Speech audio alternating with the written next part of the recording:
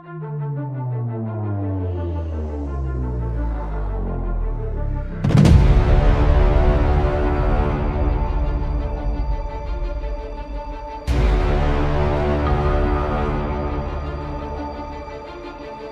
welcome back to the Geeks of the Roundtable, everyone. My name's JS, and today we're talking about a franchise that's now got 11 main movies. Now, for everybody, I'm saying main movies because I'm leaving out like the Ewoks movies and like that. Yeah. So 11 main movies, 4 animated shows, 1 live action show, and soon to be 6. We're getting 6 live action shows on Disney Plus this year. Well, between this year and next year. Of course, today we're talking about Star Wars. But before we get started, if you don't want to sit through an hour of actually watching us on here, you can actually listen to us on the Geeks of the Roundtable official podcast platform, geeksoftheroundtable.podbean.com. Now, we're also available on all major podcast platforms like Google Podcasts, Audible, Amazon Music, TuneIn, iHeartRadio. I mean, we're on a bunch of podcast platforms now. There is no excuse, Alicia, not to listen to the podcasts. Called out. Now, if you are watching us here on YouTube, make sure you go down below and click like and subscribe. It takes 5 seconds. It's 100% free. And I'll make sure you're not going to miss an episode ever again, Alicia. Now, before we get into the Star Wars talk, I actually want to introduce everybody that we got here. Now, first off, we've got a cosplayer of over 11 and a half years, Rebel Legion member. 20 years. 20 years in the Rebel Legion. I didn't even know the Rebel Legion was around for that long. Published children's author, the brand new poetry book coming out this fall. Hypergate Cosplay on Instagram. How's it going, Marianne? Or Marianne. Sorry, Marianne. Yeah, it's all good. It is Marianne. Yeah. And just to clarify, I just got accepted to the Rebel Legion, so it hasn't been 20 years yet. Oh, I see.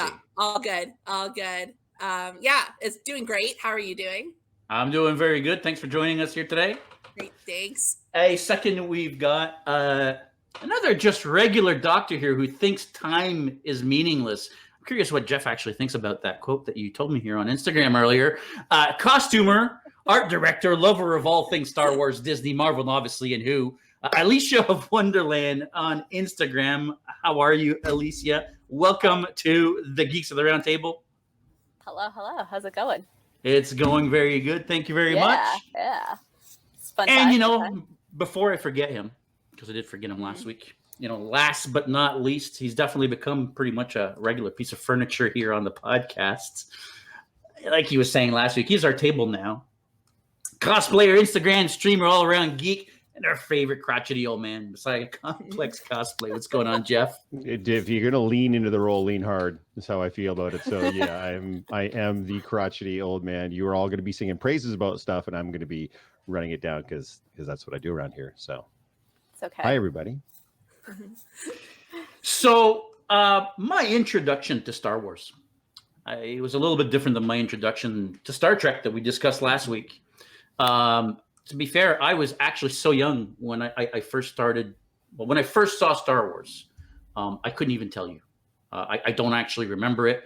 What I do, however, remember is the first movie that I ever saw in theaters was The Return of the Jedi. And now, how did I feel about the movie at that point? Listen, I was 5 years old, so I can't really tell you. But I do remember it was quite a special day, sitting there with my parents and my sister, and oh my God, all of a sudden the theme song comes on, and it is Star Wars time. What about you guys? How did you all get into Star Wars? How did you get introduced to Star Wars? What does that all mean to all three of you?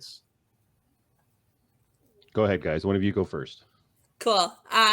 So I jumped into Star Wars with Star Trek, surprisingly. My dad is one of the biggest nerds I know, and I really owe a lot of my nerddom to my father. And when I was young, he kind of introduced me to the holiday special of all things first, which I don't know why that didn't deter me away, but here I am, how many years later, still a Star Wars fan. But my dad was really into George Lucas as a whole and just the genius behind the man himself and the creative ways that George brought forward the story to the screen. And my dad is a lover of film and cinema. And I guess the technology for him was just unparalleled at the time. So Dad knew I loved fantasy, so he introduced me that way. And at the time the prequels were coming out, that's kind of how old I was as a young one. So I was introduced through the prequels originally, but then we kind of focused on Empire Strikes Back, and that was kind of the resounding film in our house was that gosh darn holiday special and Empire Strikes Back, which now Empire Strikes Back continues to be my favorite film in the franchise. So yeah, my dad. Thanks, Pops, you know? Alicia, what about you? Yeah, so prequel is also my jump off point for Star Wars because I was of that age. I was at a very impressionable age when Phantom Menace came out. And I guess it was thanks to my grandfather, but not in like the traditional way because he knew nothing about Star Wars. He did not like Star Wars. I was like visiting them in Alberta and he just like needed to take me out to a movie. And that was the movie that was out that I wanted to go see was Phantom Menace. And yeah, fell in love with just the whole fantasy of it. And it was just like, you know, started my love of Padme. Continues to be like my favorite character probably of all time. So I grew up like kind of watching the prequels and watching the original series, but like I was just at an age where it just like didn't really make sense to me. So as I got older, I got back into it, and yeah, it's just become a very large part of my life. My partner and I actually met because of Star Wars, so that's always yeah. Yeah, it continues to be a big thing in our life. Yeah, that's adorable. Yeah, so I'm the old guy, so we'll just jump right in with the old guy thing. So I was 4 years old when the first Star Wars came out, so I did not see that in the theater. But at 7 years old, my father took us to the drive-in to watch The Empire Strikes Back. So much like with Marianne, it is easily my favorite Star Wars film. And I had already seen Star Wars at that point, but to a 7-year-old, no, I am your father is just like it was everything to me at that point, and it really helped, along with Star Trek, really helped usher me into the world of geek and nerd stuff. And it was no turning back from there, because I remember a time, JS, you probably remember too, when you couldn't admit that you liked both. You had to pick between Star Trek and Star Wars. But that was for the longest time reason. almost even today. I mean, if you admit to people that you're as much a Trekkie as you are a Star Wars nerd, I mean, you get shunned. Yeah, I don't know what it is. There were a lot of late night arguments with all my Star Wars friends about Star Trek and my Star Trek friends about Star Wars. So I would play both ends against the middle because I love them both. But Star Wars, I find, and not to get too deep on this, but Star Wars, and I've said this on other interviews and other podcasts too. Star Wars, even though it's owned by Disney now and it was created by George Lucas and Lucasfilm is still part of it, Star Wars belongs to all of us now. It's surpassed the sum of its parts. It's not just a science fiction franchise anymore. It's a cultural icon, and it belongs to you and me and everybody else. And nobody gets to tell you what your favorite Star Wars movie is or what you get out of Star Wars. It belongs. And look what we're talking about right now. Generationally, these two down here got into it in a completely different way than you and I likely did. But they're still just as into it, if not more, as we are. That's the kind of transcendence that Star Wars has. Yeah, I think you hit it on the head there. Just like we discussed last week, how Star Trek has evolved beyond, geek culture and into pop culture. I feel like Star Wars has done the same. Star Wars is part of pop culture now. It's not just about geek culture. I mean, I can't tell you how many people that I know that aren't geeks at all, that aren't into sci-fi, that aren't into toys and costumes and any of that stuff, but they're still into Star Wars. So it really is, like you said, it transcends the movie realm. It transcends pop culture. It's really become its own thing. Have you all heard there was an announcement, I think made today, actually. I can't remember now if it was today or yesterday. Listen, when you get to my age, you lose track of time. I'm sure Jeff can attest to that. For Christ's sake. Lawrence Kasdan announced that he was going to be directing a George Lucas docuseries about Lucas and ILM. That's very cool. That's pretty cool. Yeah. Yeah. Now, I didn't hear that though. Yeah, so this is the guy that actually co-wrote the screenplay, not the story, but the screenplays for Empire and Jedi. He's actually going to be making a full docuseries. I think they said it was going to be a 6-part docuseries looking at George Lucas's influence through the movie industry, not just about Star Wars, because let's be honest, George Lucas was instrumental in creating ILM, and ILM was, let's be honest, instrumental in special effects the way we know them today. Give me a little bit of your thoughts of how not only George Lucas created this great world that we all love, but influence maybe pop culture, the movies in general. Well, it's common knowledge that Star Trek: The Motion Picture would not have been made if not for the success of Star Wars. So the fact that we have a Star Trek movie universe is akin to Star Wars. And then every single space opera, every single space story that's come out since then, not just Star Wars reinventing itself year after year, but anything that comes across the space opera has to tip its hat to Star Wars. And to George Lucas, the guy that came up with it all. There's no question. Guy's a legend. And just the possibilities too, like how it blasted the door open to everything that we didn't know and now know about technology, about fantasy, about adapting books into movies and movies into books, and connecting it into not just one film, but a series of films.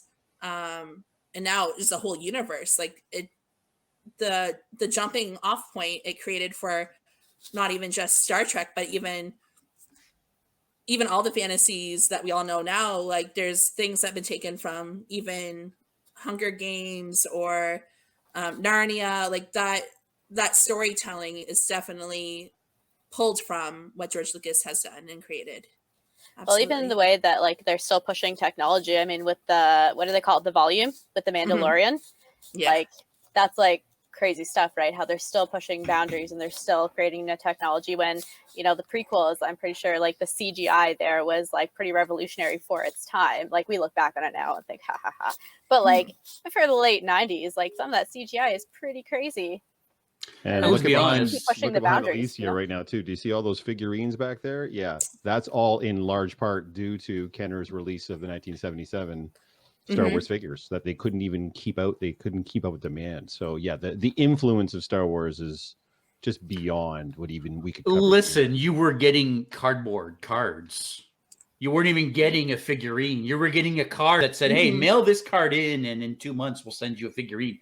Like that's how bad the demand was for these toys. Yeah. And let's be honest, ILM is responsible for the special effects for a lot of the movies that you guys just all mentioned. Star Trek: The Motion Picture was an ILM production. The Hunger Games was an ILM production. Harry Potter was an ILM production. There's so many of these pop culture movies that were straight out of ILM that never would have been if it wasn't for these guys. And if we're talking about like further influence, like think about even fashion that's influenced. Like once those things like come into like H&M, that it's not just like a nerddom. It's like, it transcends. Like Jeff said, and even there's some fashion that you can see that like takes inspiration from different things in Star Wars. It's like pretty crazy. Okay, so I'm gonna ask something, and I don't want anybody to fight. Okay, I don't want any arguing. Have you met but us? obviously, me and Jeff were little kids in the original trilogy era. I'm assuming, Alicia, you basically told us that you were introduced through the Phantom Menace. So you actually were introduced to Star Wars through the prequel era. Marianne, I mean, obviously the prequel era is probably when you were a kid, but were you introduced to Star Wars through the prequels or? The first movie I watched was A New Hope, so no, it was the original trilogy. Okay. But the first one I saw in theaters was Phantom Menace. So this is going to play exactly into what I want to ask, and the question is what is your favorite era of Star Wars? Original trilogy for me. The best one, original trilogy. That's not going to be Alicia's answer. I can see it in her face. I know Alicia. I know her answer. And let me that was my answer. So prequel era. Yes, but not because of the prequels. I'm going to tell you, it's actually because of the Clone Wars cartoon. Yes, that's exactly where I wanted to go. That's my favorite. I love the Clone Wars cartoon. That's probably like my favorite Star Wars media. Like, I agree.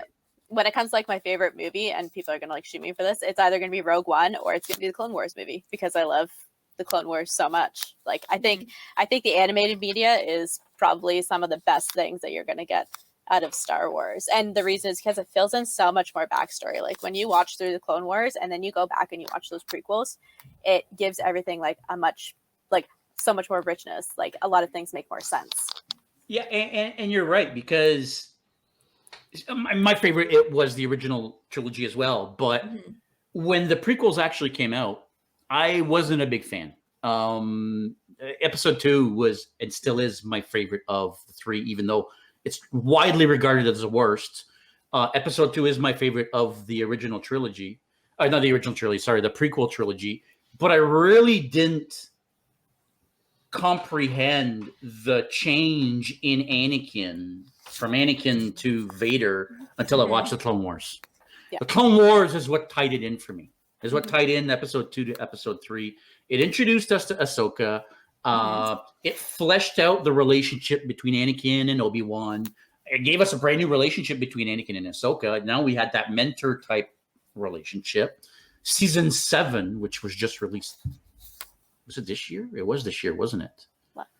Season 7? Oh, the final season. I think was at the beginning of this year. Was Really? What's the other?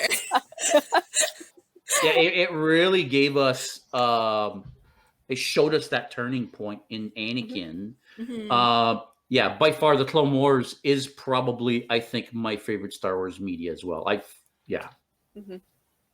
Jeff, I feel like you haven't watched the Clone Wars. I have not. Yes, not. No. I have gotten about halfway through the second season, and I keep meaning to get back to it, and then just other things just keep coming up, which is my lame excuse way of saying it. It just doesn't capture me the way it's captured you guys, and I think part of it might be a generational thing because again, I was more into the original trilogy, and I do remember upon first seeing the prequel movies, I was not a fan at all of any of them. Having since rewatched them, probably with a slightly more forgiving eye, I did find an appreciation for them that I didn't get when they first came out back in the late 90s and early 2000s. But yeah, I don't know what it is with the Clone Wars. It's just, it hasn't. And I know because I'm a massive Mandalorian fan, and I know there's a ton of stuff in there that I'm references that I'm not really getting. I know because I have to go. I'm like, who the hell is Bo-Katan? And I have to go like to Wikipedia and look all that up, or watch YouTube videos while bigger Star Wars nerds than me explain who these people are and what the references are. Like, what's the Darksaber? Yeah, oh, exactly. sweet. That's what I'm saying. So awesome. That's the right way. Yeah. Very nice. Yeah. See, I only know that from The Mandalorian. I don't know it from other than watching a YouTube video that showed clips from the show. So have you ever tried watching Rebels? Because that's that takes place before. It's a good step between, yeah. Oh, I didn't know that. No, I have not. Is it So still the same animation style? Slightly different. It's slightly more progressed than Clone Wars, but yeah, I find that people are very polarized between the two of Rebels or Clone Wars. Like you either love one and like the other one, but like you love one more than the other typically. That's what I've been finding with like friends that like Star Wars. Yeah, I love just the animated stuff personally. Yeah. That's just me though. It's good. Like because I love the complete story that it paints. Well, we had never gotten a show, right? We had never gotten long story format out of Star Wars until we got the Clone Wars, right? It was the first show, which I think was able to flesh out a lot of stories like we weren't able to do before with just a single 2 or 2.5 hour movie or whatever it is. You don't know pain until you become close to the clones and you watch Order 66 again. And it gave a whole new meaning to Rex giving the order to shoot Obi-Wan. Yeah. It gives a whole new meaning to that whole scene. And that's why for me, I think I love the Clone Wars so much, is because it gave a different meaning to the movie. The movie now, it enhanced what the movies were for me. Let's switch it now to the sequel trilogy, because nobody's mentioned the sequel trilogy as being their favorite. Again, no fighting. Alicia, I could see that. I could see that twinkle in your eye the minute I said that. I want to know what your thoughts are. I mean, I have my own thoughts. Maybe I'll get to them after everybody's done, but maybe I won't. Maybe I'll keep them to myself. But what does everybody think of the sequel trilogy and what Lucasfilm has done? I think go for it, Marianne. I'm trying to figure out how to word it. I don't hate the films. I'm gonna just be honest there. I don't hate it. But I think kind of going back to the generational era that we talked about earlier is like the prequels were mine, and the original trilogy was the older generation, and I think the sequel trilogy is this new generation of children growing up into Star Wars and connecting with Rey, connecting with Kylo, and also kind of like the nice Easter eggs and nods to the Star Wars that we already know and love. But I think it's definitely it's not my personal favorite, but I think it does still connect with new fans and bringing some new fans into the universe that we still know and love. Personally, it's not my favorite, only because, well, not only because I love the canon Star Wars that I know. I love the books. The books is some of my favorite text that I've ever read. And the fact that the text, like the books that I have in my house, no longer are technically canon because it's all changed, hurts. It hurts a little. Having Jason Solo not in the sequels, Mara Jade, kind of like that connection, I really miss out on. That's why I said it's not my favorite. I still enjoyed the films for what they were. Do I agree with a lot of the story choices they made? No. Did I enjoy it for the films that I saw in theaters? Yes. And if we're going to comment on my favorite of the three, I really enjoyed The Force Awakens. And that was my favorite of the sequels. But that is my thoughts right now. And I'm sure I will try to forge more thoughts on the sequel. What do you think, Yeah. Alicia? Yeah, like sequels, like I don't mind them. They aren't my favorite either. I think probably with most of the stuff, once we get more of the background media, like whether that's Mandalorian filling it out or whether we're going to get some, cartoon series that's going to fill out a lot of those gaps that I think we're missing. But like, watching the original trilogy, there's a lot of gaps I think missing there too, things that they just kind of like mention but never show, right? And I think people just never really like thought about it because there never was like more media. They were just like, oh yeah, we'll just like fill in those gaps ourselves. But to have gaps filled in for you like that are canon, that tell like a richer story, like I think once that happens, like a lot of people are going to appreciate the sequels more. And again, whether that's in The Mandalorian doing that now, which I think it's kind of helping, it's kind of doing that in between. Like, how did we get from point A to point B? And the books are doing a great job. I haven't read Aftermath, but some of the other books that I have read, because of course they're all the Padme books that I read, it really, like those books do an amazing job of filling out a lot of those missing gaps. Mm-hmm. And I think once more of that media comes out, like people are going to appreciate the sequels a lot more. That's my opinion. For me, it's pretty simple actually. So I put The Force Awakens above all of the prequel stuff and right below the original trilogy. For me, the movies go The Force Awakens, The Last Jedi is somewhere about 12 feet under the ground, and then The Rise of Skywalker is kind of somewhere right in the middle. Because there were lots of things about Rise that I liked, and there were lots of things about Rise that I didn't like, but I didn't universally hate it like I hated The Last Jedi, and I didn't universally love it like I loved The Force Awakens. But one thing I guess I want to be careful of, and maybe it's because I haven't watched the Clone Wars or whatever, but sometimes taking too much time trying to flesh out things that are alluded to can take away from the mystery of those things being alluded to. The classic example I always use is the Matrix movies. In the first Matrix movie, they talk about Zion, but you never see it. It's never shown. It's just alluded to that that's where the party would be if we win the war against the machines. And then in the next two films, we get to see Zion, and all the Zion scenes are terrible. They just drag the whole franchise down because it wasn't left for us to imagine how cool the last human city would be that's holding out against the machines. We get to actually see it, and it was disappointing, and it dragged everything down, and it took you right out of the film.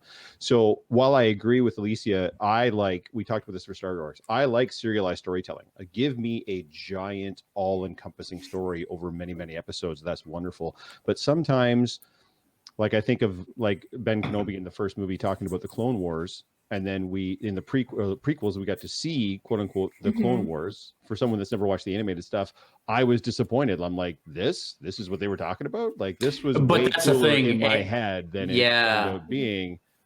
Having said that, I haven't watched the animated, so that's on me. But you understand what I'm saying? If I'm Joe Totally. Blow on the street that just watches the movies, I'd be like, that's it? That's what they were talking about? That seems kind of silly. So Yeah, and I where think it it's comes almost to a detriment sometimes to the story, right? Because not everybody is going to go watch the Clone Wars.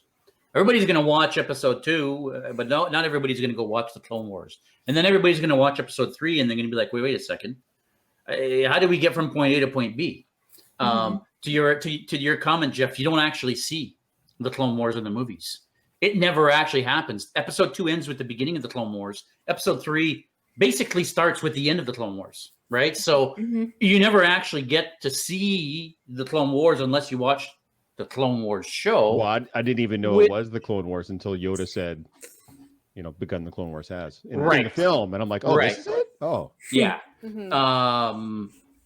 I kind of feel like if you're not going to see all the media, you're going to miss out. And I feel like as much as the Clone Wars made me like the prequels better, the prequels shouldn't have needed the Clone Wars to be good. The same way that I feel like, and this is where I'm going to give you my thoughts on the sequel trilogy, I don't think it should need The Mandalorian to make those movies better. Damn it, you've got a $400 million budget. You should be able to make a good movie. Without needing a show to come in and make it good for you. I am like Jeff. I loved The Force Awakens. The Force Awakens made me so happy that Star Wars was back. Yeah. And then The Last Jedi came along and they screwed up my favorite character in all of sci-fi and fantasy. And they made him, into a caveman Jeff. Into a hermit Jeff. They made him into this grumpy, no hope. I mean, for crying out loud, he is the new hope.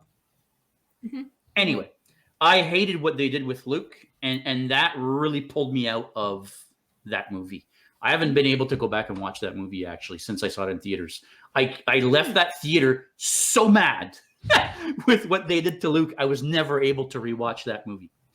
Rise of Skywalker, I feel like they tried to backtrack what they started. Absolutely, they did. 100%. And it was better than The Last Jedi for me.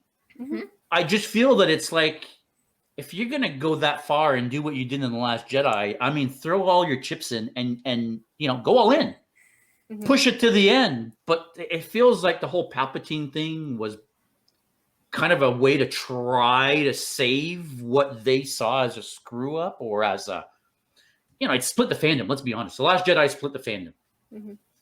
I feel like they tried to bring everybody back with Rise, and it was okay, but I don't know that it actually worked for me. And let me ask you this, and Marianne, more maybe towards you. I know, Alicia, you said you're doing some reading too. Have you guys read the Timothy Zahn books, The Heir to the Empire? I have, yeah. He's actually one of my favorite authors for Star Wars, yeah. Alicia? Not the Timothy Zahn. I've read the newer Thrawn book.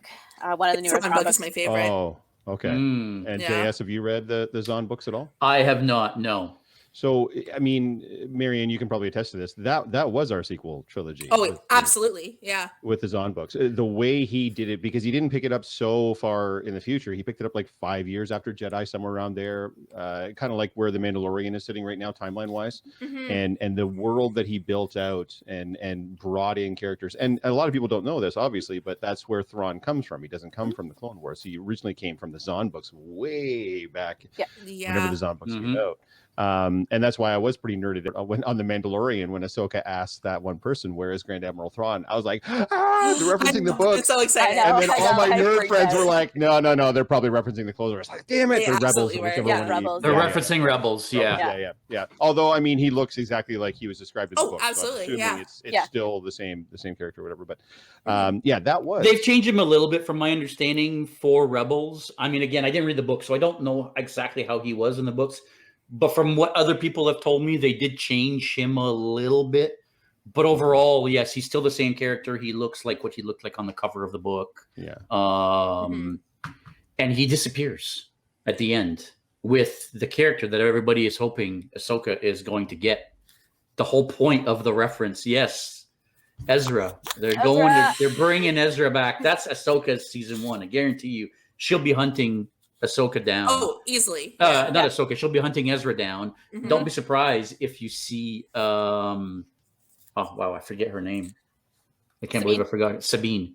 Don't be surprised if you see Sabine being introduced. Now that they've introduced Counting on it. Bo-Katan Counting on and it. that it Counting on works it. so well, we're going to see Sabine and Ahsoka for sure. Yeah. I love how all the shows connect too, because Yes. even Bad Batch was bringing in some Rebels characters, and I was Yes. thrilled. Oh, I was so happy. I don't know if there's spoiler alerts allowed, but Hera was brought in, and I Yeah. thrilled. Mhm. Because then it will connect eventually down the road, obviously, to all the. Well, we're now directions. getting the Filoni-verse. Yeah. We're now thank getting goodness, Dave yeah. Filoni taking all these characters and all this lore that he created Mhm. over the years of, the Clone Wars and Rebels and now the Bad Batch and now we're the Mandalorian. I mean, it's also Dave Filoni. Yeah. We're getting the Filoni-verse now, and we're going to get to see a lot of characters. Jeff, you're going to get to meet a bunch of new characters that you haven't met if you haven't watched the animated shows that you're going to just fall in love with. Again, I'm telling you right now, there's a lot of good stuff So coming. true. And that's something I want to actually talk about. That's actually my next question on here. There is so many damn freaking shows coming. Okay, there's Obi-Wan, the Book of Boba Fett, Mando Season 3, Ahsoka, Visions, Droids, Bad Batch Season 2, Andor, Rangers of the New Republic, The Acolyte, and there's more. I'm forgetting some here. Mhm. What are you guys most excited about in all of this? Oh, Yeah. That's Obi-Wan. hard. Ahsoka. Ahsoka and Andor, actually, because Rogue One is my favorite movie. I'm with Like you. my favorite live action. Yeah. I'm 100% for Andor as well. Rogue One is my favorite of the newer Star Wars films. Because I love the non-force sensitive side of Star Wars, actually more than the force sensitive side of Star Wars. I'm here for more war-packed shows.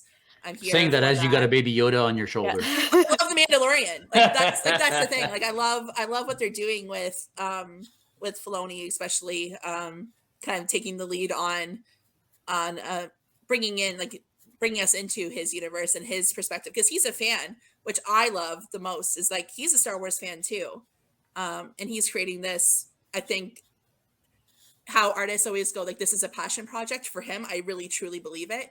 But just how he's doing and how he's connecting everything. I think he's an amazing storyteller. And so I love the Mandalorian. I have a Frog Lady cosplay. We're here for it. We love it. So Andor, Ahsoka, Obi-Wan, and even Boba Fett, because the man, the myth, the legend. The man, yeah. So Yeah, so I'm going to be the crotchety old man as I usually am. I did not like Rogue One. That's fine. That's a host of different reasons why. We don't have enough time in the podcast for me to go into what all my problems with the production of that movie were and the characterization in particular, because there wasn't any. But so that, and my least favorite character from that film was Cassian Andor. So yeah, that's definitely not high on my list. I cosplay as Obi-Wan Kenobi, and I love Ewan McGregor's. Anybody can talk any kind of crap they want about those prequel movies, but Ewan McGregor easily, for me, was the standout, the best part of those films, bar none. So yeah, I agree. A series with him reprising that role in a current time frame. Come on, man! How amazing is that? He's kind of it's really kind of from all the original characters, it's really just him, right? We got Luke to cameo at the end of season 2 of Mandalorian. Spoiler alert, the greatest cameo on TV of all time. I can't even think of a better TV cameo that's ever happened. But everybody else, and now apparently Hayden Christensen's going to come back. Yes. And the fact that it was actually Mark Hamill. Yeah. Yes. Yeah. Yes. That blew my mind that it was actually, it was a mix of him and I forget what the other guy's name is, but it was basically him getting de-aged. That was, that blew my mind. No, there's no better cameo in television history, and I don't know how you ever top having Luke Skywalker on that show at the end. But because did anybody as soon as the X-wing came in, that single X-wing, and she says just one X-wing, and I was like, oh yeah, exactly. Immediately, I'm like, is this happening? And then, hey man, I'll put my eye. There were some tears. I'm not gonna lie, I got choked up 100%. until he took his hood super off. Emotional. The only thing I could say is they're fucking with us. They're fucking with us. Chills now. Nah, they're fucking with I'm us. like, oh. Yeah, I couldn't Hey, believe that. Hey, this was no happening. swearing, guy. I'll Keep bleep dropping that. F-bombs. I'll bleep that. But Take I that in mean, post. I totally thought that they were screwing with us because of Mhm. what they did to Luke in The Last Jedi. There was no way Luke was going to come in and save the day.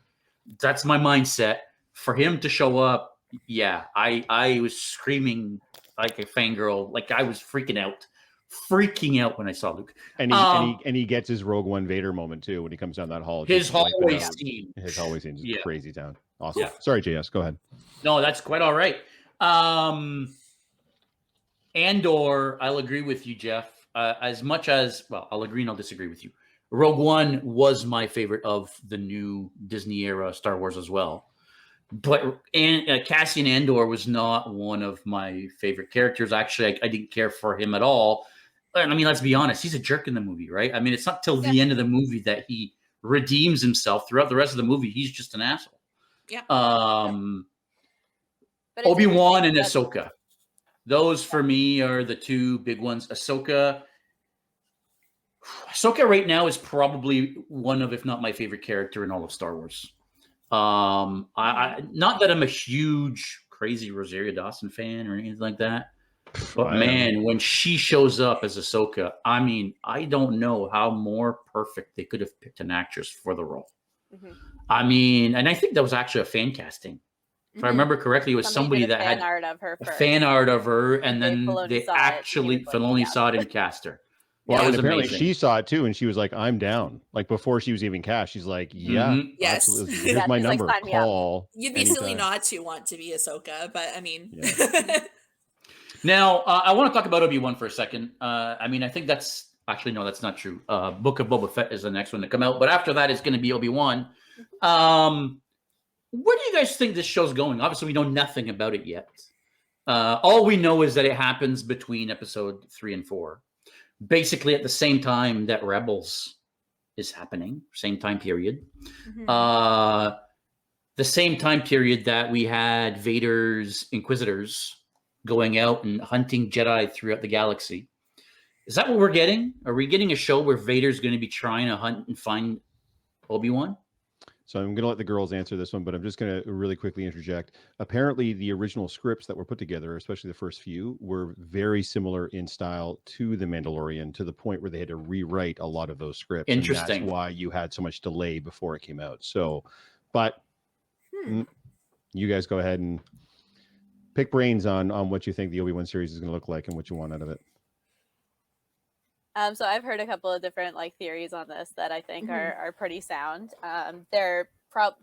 Obi-Wan's gonna have to leave Tatooine for a time. This is kind of like my running theory. Probably because Inquisitors show up, so he's gonna have to leave to try and figure out where these Inquisitors are coming from. There is going to be a meeting of himself and Vader.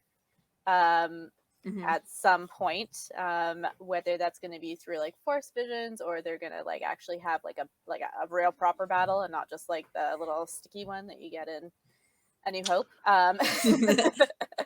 You'll get a proper one, hopefully. And I say this because in a lot of other media that there's a lot of illusions. Vader's going to let him go and let him do his thing, and he's going to let him just slip away. And which would be interesting if they did do that, because that would put a lot more meaning between the Vader and Ahsoka meeting where he's like, join me or die. Because then it's you know what I mean? It's going to be that parallel of, I let this one go, but this one I'm not letting go. He's willing to let Obi-Wan go, but Ahsoka, he wanted to hold on to a little bit harder. I don't know. What do you think, Marianne? I agree. I think it'll be a little bit of cat and mouse between the Inquisitors and Obi-Wan. I think it'll be a lot of struggle, internal struggle with Obi-Wan. I think that's going to be a lot of character development that we kind of need. I'm just excited to get more Obi-Wan, regardless of what's going to happen. I'm just excited for it. I'm ready for it. But I think it's going to be, I really hope what it is that there's parallels between Obi-Wan and Vader and showing kind of the descent into madness and the descent into the hermit we know that is old Ben. I hope that there's kind of the parallel in story there. But I'm excited to see the journey, I guess, in terms of the Inquisitors, and I hope they show a little bit more too of that. Like, also, obviously, it's an Obi-Wan show, so I'm sure that'll be the case where they focus more on that. But I'm excited to see.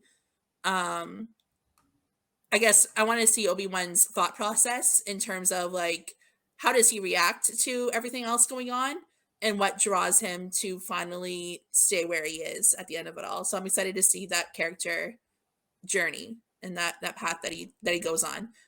But yeah, that's kind of where I'm at. That's where I'm thinking and what I'm hoping for. I hope I'm pleasantly surprised either way. And yeah, I think I'll have like the end of season 2 of The Mandalorian where I just cry at the end, and that's totally valid, and I'm here for that too. So I'm going to ask a I'm all about follow-up those feelsy. question. Oh, you haven't answered the question. Because I'm gonna ask a follow-up question first. So why don't you answer the question and then I'll ask my follow-up? Well, I mean, I've basically already answered. I think we are gonna get we're gonna get lightsaber fights. We're gonna get Obi-Wan against Inquisitors. Whether we get Ben against Vader in the first season, second season, third season, I don't know. But we will see them face off again. When Vader says, "Oh, I feel a presence I haven't felt in a long time," doesn't reference to, on Mustafar. It reference to whenever they're going to meet in Obi-Wan. Guarantee.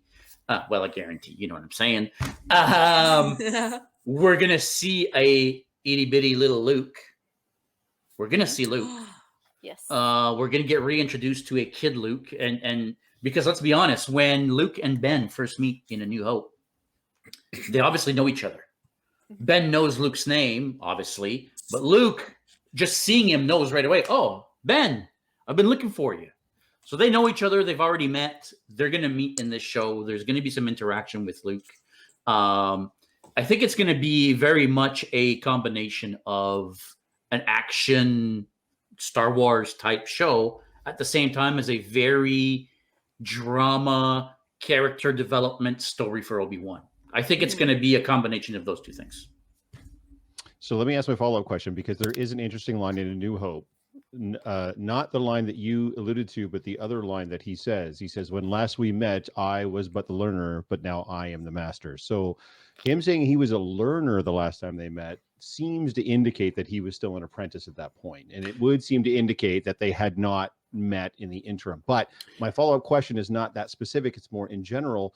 Do you feel, much like the prequels, that everything that we're doing right now is handcuffed by canon? That you have to do certain things in a certain... What becomes more important to you, observing canon or making sure you're giving the fans what they want? Can I just answer your first question before you girls get into the actual question? Vader, Anakin, died as an apprentice. He never killed Sidious. He was always an apprentice. He says, "I was but the apprentice, now I am the master." But he's not. He was never a Jedi master, and he was never a Sith Lord. Well, he was a Sith Lord, but he was never the master. He was always a Padawan and then an apprentice. He was never really the master. Well, there's knight in between there. But that's we won't argue semantics. That's fine. There was a Jedi. He was a Jedi Knight in between. Yes, 100%, but yeah. yes. Yeah. Anyways, yes. Yeah. So, what are Girls, your thoughts? What do you think? What is more important, observing canon or making sure, or fan? I don't want to call it fan service because that cheapens it, but making sure you're giving the fans what they want. You can't have those two guys on the show and not have them face off at one point. Does that interfere with canon? And do you care if it does, as long as you get to see that? Marianne, why don't you start? And then we'll go over to Alicia.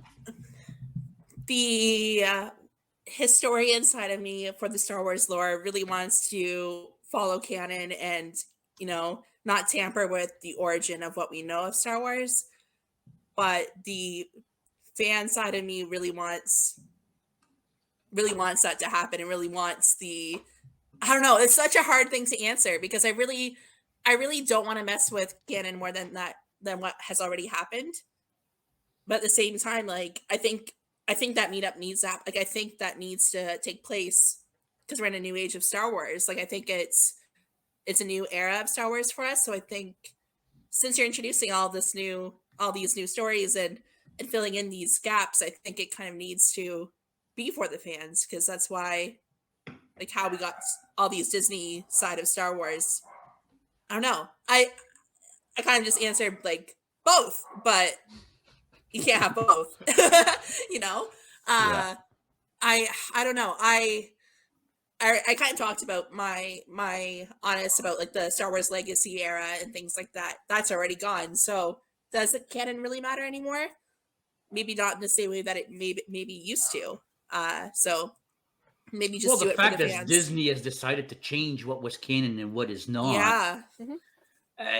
Yeah, I'm coming in the same boat. As much as I want canon to matter, does it really matter What's even anymore? canon anymore? Yeah. What Like, do you there's think, so much Alicia? gray area. So So here's an example of like canon, and like maybe canon can take a little bit of a back burner sometimes.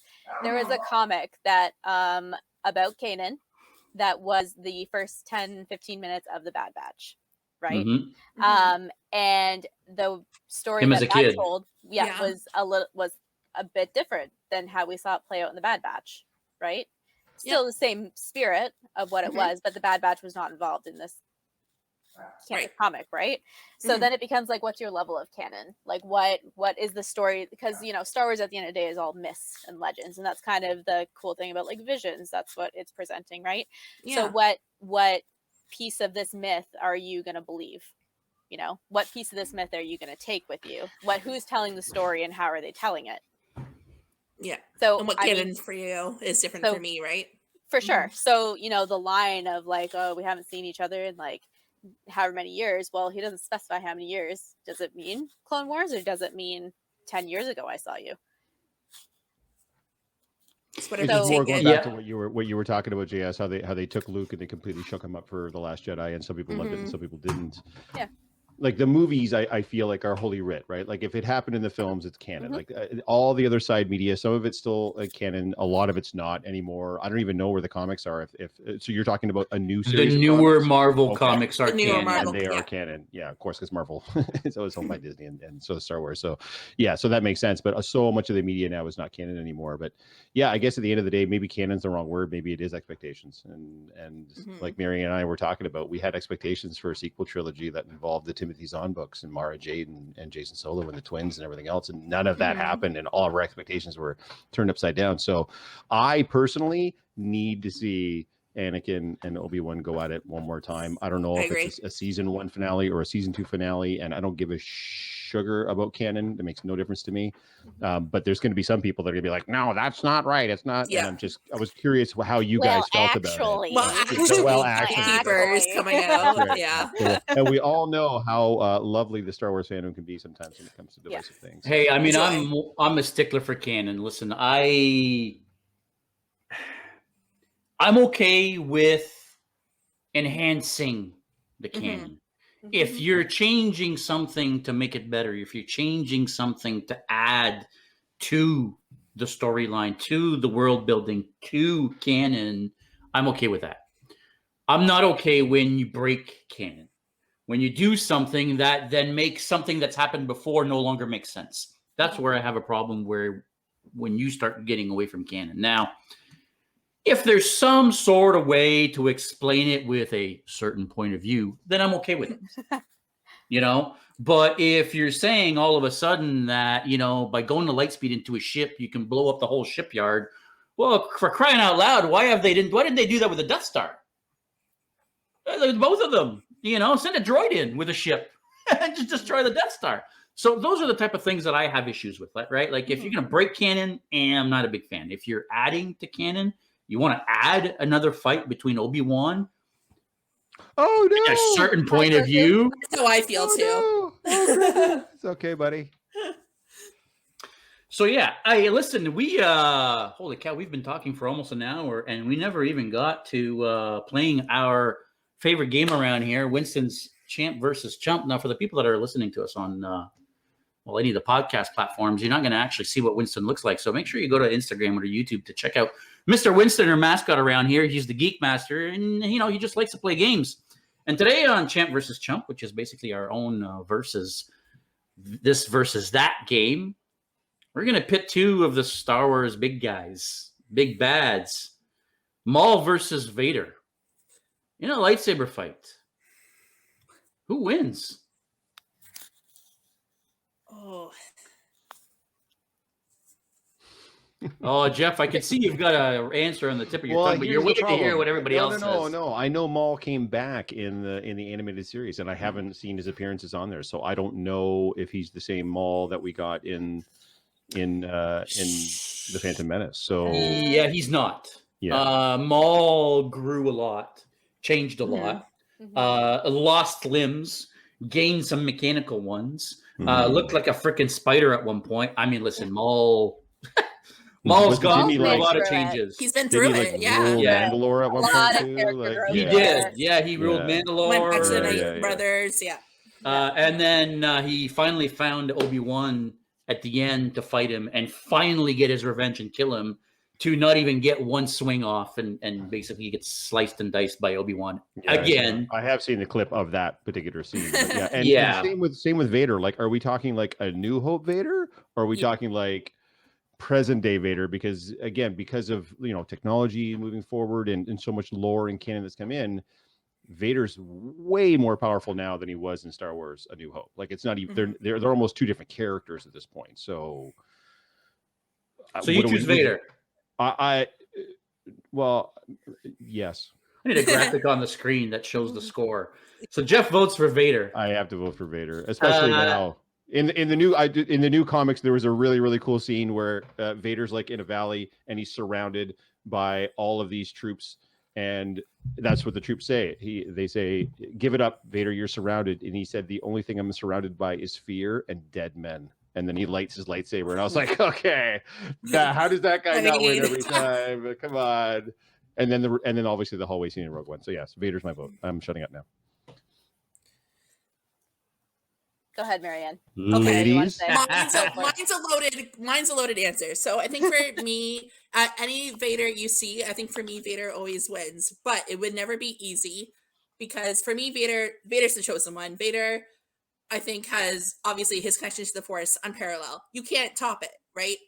But Maul is extremely gifted in martial arts, in melee, in his lightsaber skills. His combat, if he could overwhelm Vader, I think it would be a very intense battle, and I think I would love to see that, to be honest with you. But I think, because for me, just knowing how much backstory and story I have of Vader versus Maul, I have to choose Vader, just by knowing that his connection to the Force is stronger.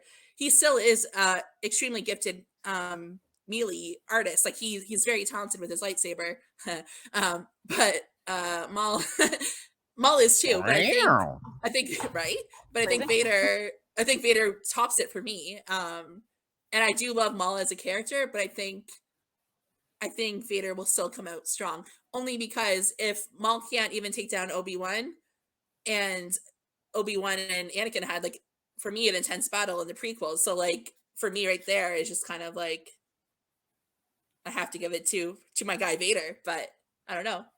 Where are you at? Where are you guys at? I'm gonna also say Vader.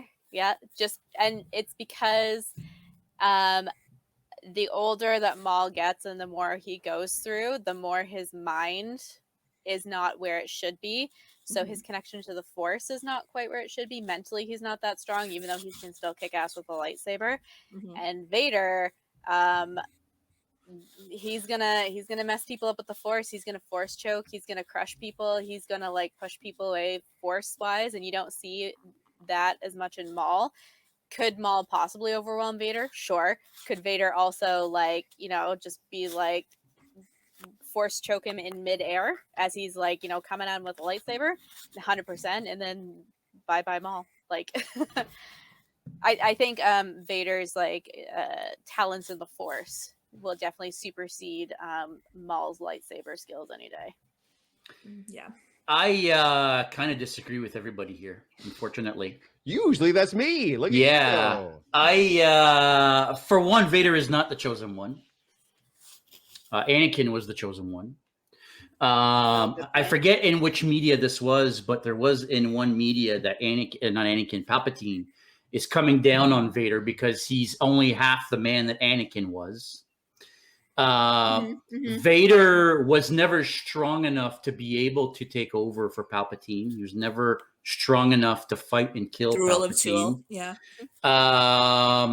Vader was not a true Sith at heart. And that's the only reason why Vader was able to get redeemed at the end, is because he was not a true Sith. Now, on the other side of the medal, you've got Maul, who throughout his growth in specifically Rebels, you really see how his obsessions, how his mind, how he is more and more a true, even though he hates the Sith at that point in Rebels, he is a true Sith at heart. He is the epitome of what a Sith Lord is. You know, his anger, his want, his need for power. He is the only true Sith in the Star Wars trilogy that I've seen other than Palpatine. Vader, to me, was never a true Sith, and that's why he was able to be redeemed at the end. So could Anakin beat Maul? For sure. Can Vader beat Maul in a lightsaber fight, both in their prime? To me, that's a toss-up. That's I fair. see what you mean. Yeah. To me, that's a bit of a toss-up. Listen, we've been talking for almost an hour now, and I know the old man here needs to get to bed soon because he's Past working his early in the bedtime. morning. Aw. But I wanted to talk about cosplay quickly. I mean, obviously, we're all cosplayers. We all love Star Wars. Listen, I had a bunch more questions that I wanted to get to that we didn't get to, but cosplay-wise, obviously, everybody here has cosplayed Star Wars cosplays. What's your favorite? Oh, go ahead, Alicia. What? Hashtag what? Hashtag all of the Padmes. All of the Padmes, So, that's which right. version of Padme is my favorite that I like to wear? That's a toughie. It's a toughie. How many Padmes are you up to now? Just out of curiosity, and that you've ever done, not necessarily 13? that you still have, but that you've ever done. Count them out. For those not watching, like she's counting on her hand how many she has. 8? And how many left do you have to do? How many are on my list currently? Yes, yeah. Basically. Okay, so like my immediate list, there's 2 on my immediate list. Right. There's probably about 10 on the foreseeable future list. Is there one that like 10 more or 10 in total? More? Oh my God, really? Padme there- is 100%. Tell me you're going to do a Queen Amidala. I was Sorry, just gonna Jeff. say, Okay.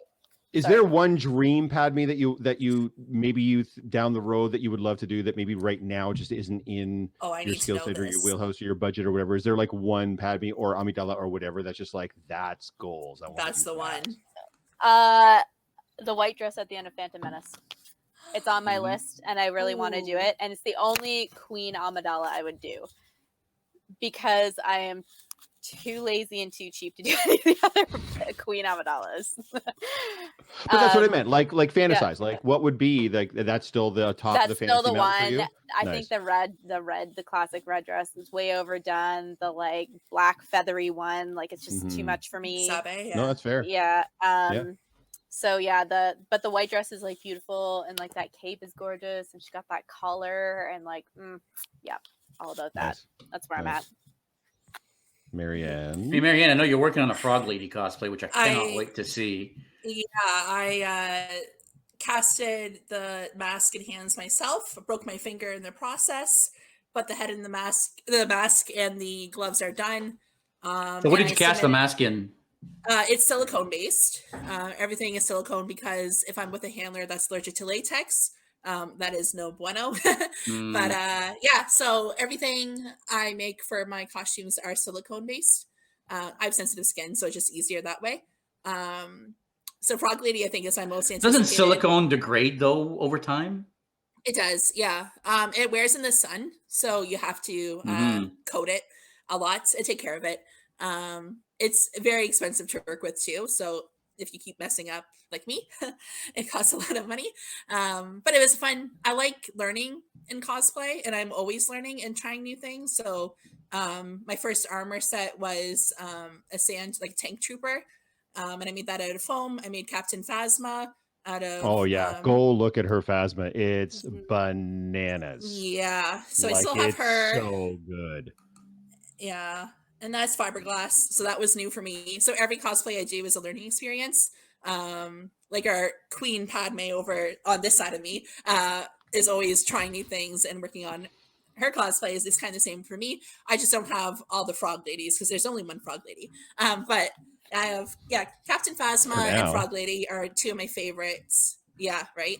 And then Your Twi'lek is great too. yeah, my Twi'lek. I made those Leku as well.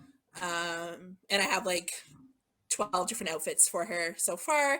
Nice. I don't have like a character from the movies yet for my Twi'lek, but I like my OCs, my original characters. I really like working with them. And Phasma. I'm trying to think of anything else I've done for Star Wars. Oh, Palpatine as a joke. I did Palpatine. It's funny you say that. As you say that, I'm looking at your Palpatine picture here on your Instagram. No way. It's wicked. Thank you. The one with the Thank two you. lightsabers swinging at you. Yeah, we had two different versions of Rey. And we did like a family portrait shoot at Kitchener Comic Con was the last event I did last year before the pandemic. So I was running around as Lady Palpatine, I called it, because I was wearing a dress and it was great. I had a great time with it. It was great. Yeah, and then I'm working on Bespin Leia right now as well. So I have 10 of 2 on the go. But the embroidery is kind of killing me. So that cape is a journey and a half. But yeah, so I think right now my favorite is the one that's done is Phasma is my favorite cosplay of all time. But Frog Lady is slowly, I'm looking over because the mask is like off screen over here. I keep looking at her. I'm really excited, but I can't see or hear out of her at all. Same with Phasma, so I always need some support around her, else I'm walking into things. So. Are you able to wear Phasma now? Like, or is it still a struggle? For you? My health issues kind of it's 58 pounds, the armor. Right. So it's a lot on my body to carry around for hours at a time. But I still have her and I'm planning on using her when I go back to events. I just need a handler of some sort, probably. But yeah, I have mics and I have like speakers set up and fans so I can breathe well and not be overheated for both my Frog Lady and my Phasma. So nice. Yeah. Even just put it on for a shoot and then take it right off. You know Well, what I mean? Like, that's you I'm wouldn't gonna have to start out with con a whole shoots day in and- it, but yeah. Yeah, the next con I guess is the Fan Expo limited edition in Limited October. edition, yeah. So I'm still looking into going about that one, and I might bring Frog Lady for that one, not Captain Phasma, because Nice. traveling from London to Toronto might not be ideal for armor. But I Fair. can bring a frog head with me in a car, so let's do that. Hell yeah. Yeah, And you'll have snacks. so many. The egg pack for Frog Lady. I'm gonna put a false compartment at the top with Kinder eggs. So I'm gonna give out Nice. Kinder eggs for people. Perfect. But Awesome. yeah, Of course yeah. you are. Of course I am. It's me. Yeah, exactly. Yeah. So You should do that. You should do that fist bump thing with everybody. So ask for a fist bump, and then you can open your hand, Yep. and there's the Kinder egg. It's a surprise. That's a genius idea. I'm doing it. What about you, JS? Do you do a Star Wars cosplay?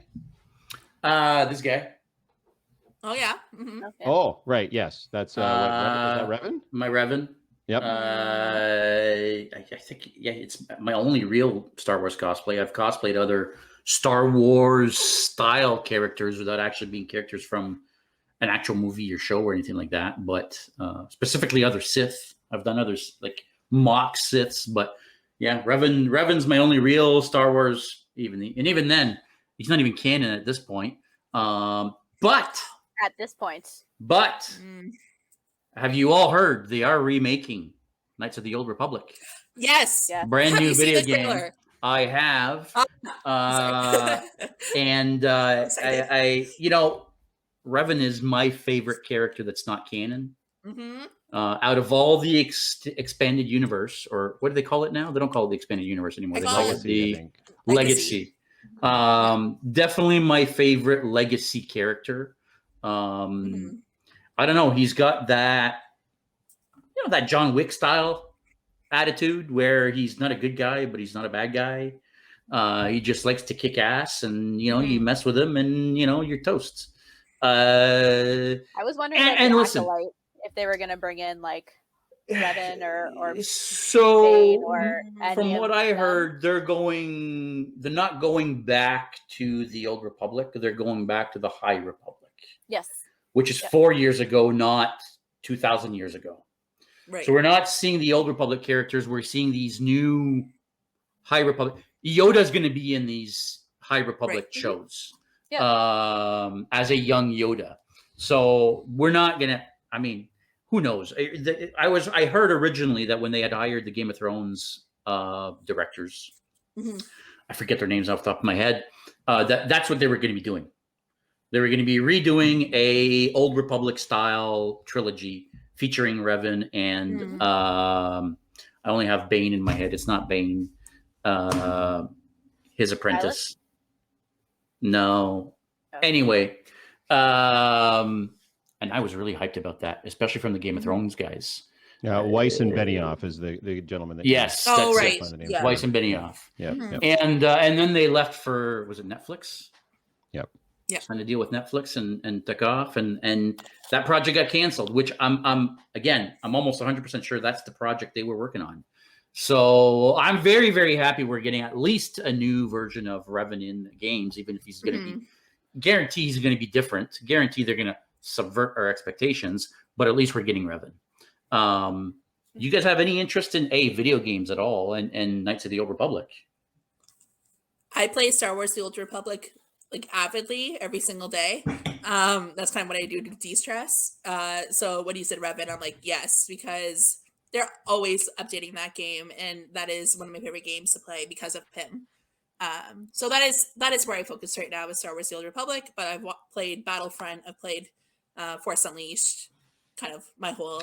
The Force Unleashed games were amazing. They also introduced Galen Merrick to us, Starkiller, which another great, amazing Legends now or whatever they call him character, legacy character that they should somehow try to bring back. If there was one character, I think, in the Star Wars universe that could take on Palpatine, Vader, you throw anybody at him, he'll take him on.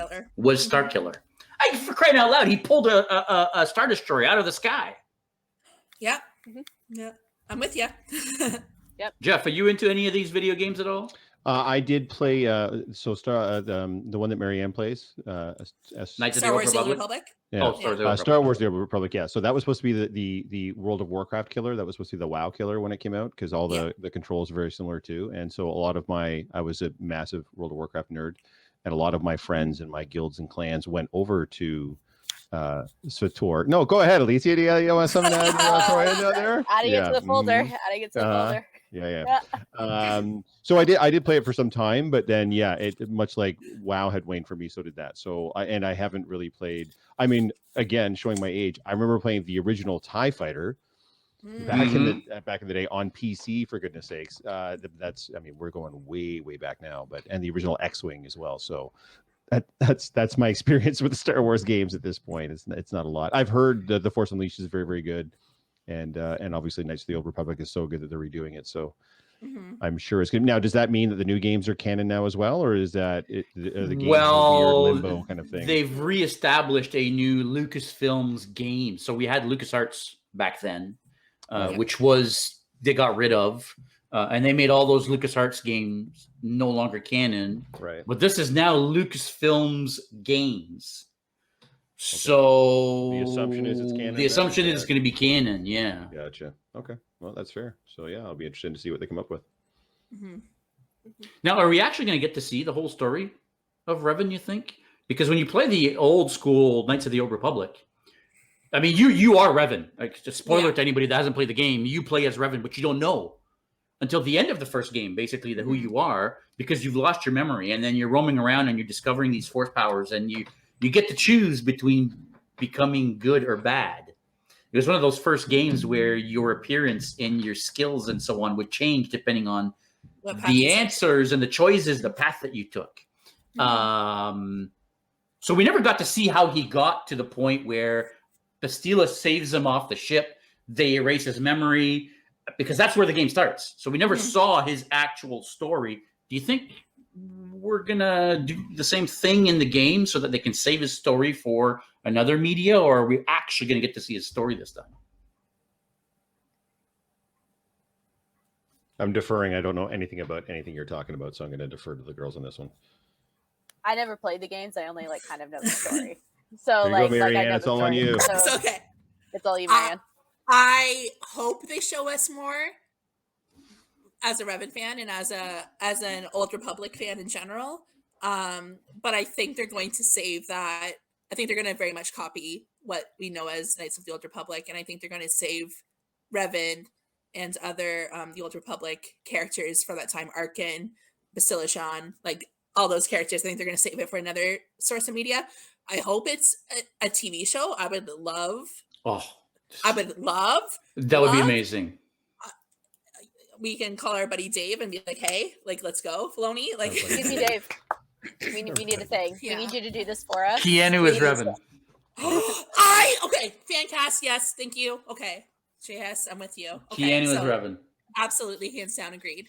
Yeah, so that's what I hope for is a show, and I hope they do save it for a show. I wouldn't mind either way, but I think they could do it better justice if it was in another media. And I hope they just introduce better graphics for the game. Like that's what I'm thinking, and I think that's what the trailer is giving us. Well, my understanding is they're rewriting the game. So it's not going to be the same game. It's a remake. We're not just getting an updated graphics version of Knights of the Old Republic. We are getting a remake of the Knights of the. So it's going to be a completely different game. So it's a whole new storyline and everything. Okay. Well, then, potentially. Well, then that might change things. Okay. Interesting. Huh. Hey, listen, I'm gonna let you. I'm gonna leave you on that, and let you ponder on that as you go to sleep. And now you've got Revan in your head for the next 2 weeks, figuring out what's going on. Mm-hmm. But before we go, anything any of you want to pitch your social medias? This is the time. Go ahead, girls. Alicia of Wonderland. I'm that on Instagram and TikTok, but I only have like 2 TikToks. I gotta get on TikTok. Yeah, I'm working on it. It's just it was a lot for me. Like it was like an interpersonal struggle to do TikTok for very many reasons. So it's just I haven't gotten around to doing it again. But more encouragement always helps. I'm with you. Don't do it. Marianne, what about you? Yeah, I'm at Hypercake Cosplay right here on Instagram and TikTok as well. I have more than 2 TikToks on my TikTok account. I'm actually in role play for Star Wars cosplayers. So I'm in a lot of Star Wars cosplayers from around the world. So I'm in a couple of the hashtags storylines, which is really cool. So that's what I do. And then I'm on Facebook too with the same name, but I don't post on my Facebook because what is Facebook these days anyway? So yeah, that's where I'm at. Legit. Oh, no. Yeah, over here. So Messiah Complex Cosplay pretty much across all social media. You name it. If it's a social media platform, I'm on it, and that's what it is. The website is up and running now, www.messiahcomplexcosplay.com. Is it really? But again, place. You have a website? Yeah, that's what I was like. Why? Hold on. All right, wait. Back up a little bit. Guy, Jeff. So the domain is bought, and there are some images of my cosplay up as placeholders. But I mean, we're still building out the website and the functionality and such. So it will be up very, very soon. I'm working with Jason Louth. He's helping me out with all that stuff. So that still working on Peacemaker. I got the gun. Oh, you did? I did. Hold on. Oh, show us the gun. I know. Hold on. Show and tell. Oh my gosh. Yeah, I've been working on the on Cable's BFG from Deadpool 2. Now, unfortunately, it's freaking massive. I can't show you because I promised the person I'm making that as a commission for that I wouldn't show it until it's completed. Oh, look at that. Wow. Oh, gosh darn. And it's painted and everything already. It even comes with a silencer, just in case it had to be even longer. Oh my god. So all you need to do is weather it and you're good to go. Yeah, pretty much. Yeah. Wow. Yeah, so, that's wicked. So Peacemaker is very nearly completed, and I'm going to end off my little thing with my own fan casting with Keanu Reeves, Ghost Rider in the MCU. Keanu Reeves. That's my pick for what he should play in the MCU. I mean, he's already playing Moon Knight, or is he? No, that's I heard he was playing Moon Knight. Oh, it's Oscar Isaac. That's right. That's right. That was a fan casting as well. Him as Moon Knight. Yeah. No. Johnny Blaze would kill it. You can find me at Geeks & Co. on Instagram at JSBelanger1701. That's my personal account. Everybody's links are going to be down below in the description. And that's right. For those that are watching on YouTube, if you're listening to this podcast on any of the platforms, hey, go to YouTube, check out everybody's Instagram links. But that's it for us today. I want to take a couple seconds to really thank Cosplay Alliance. They provide us the StreamYard platform that we use here to come to you every week. So without them, the show just would not be possible. So thanks again to Cosplay Alliance. Jeff, Alicia, Marianne, thank you very much for joining us this week. Very appreciate it. Always love talking geek. But that'll be it for today. Peace out, everybody. Bye. May the force be with you. We'll see you Live next long and time. prosper. I was about to do that Later. too.